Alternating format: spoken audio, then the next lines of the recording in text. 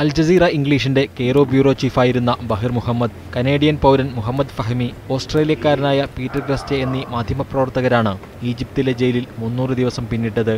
ഈജിപ്തിന്റെ മുൻ പ്രസിഡന്റ് മുഹമ്മദ് മുർസിക്ക് അനുകൂലമായി മുസ്ലിം ബ്രദർഹുഡിനെ സഹായിച്ചെന്നും തെറ്റായ വാർത്തകൾ നൽകിയെന്നും ആരോപിച്ചാണ് കഴിഞ്ഞ വർഷം ഡിസംബർ 29-ന് ഇവരെ ഈജിപ്ത് ഭരണകൂടം അറസ്റ്റ് ചെയ്തത്.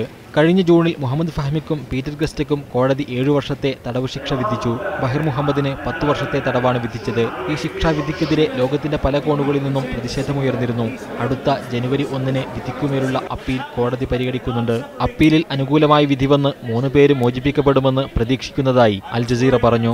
ജയിലിലെ 300 ദിവസത്തെ അനുസ്മരിച്ച് ഇന്നലെ അൽ ജസീറ 3 പേരുടെയും ചിത്രങ്ങൾ വെച്ച് 300 സെക്കൻഡ് സമയം നിശബ്ദ സംപ്രേഷണം നടത്തി. അമേരിക്ക, ബ്രിട്ടൻ, ഓസ്ട്രേലിയ തുടങ്ങി ലോകത്തിന്റെ വിവിധ രാജ്യങ്ങളിൽ ഇവരെ വിട്ടയക്കാനാവശ്യപ്പെട്ടുള്ള പ്രകടനങ്ങൾ നടന്നിരുന്നു.